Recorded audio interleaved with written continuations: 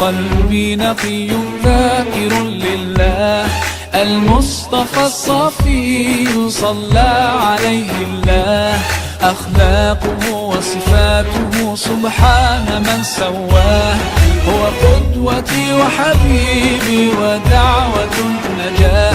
يا رسول الله يا حبيب الله، اكتب لنا نلقاه ندعوك يا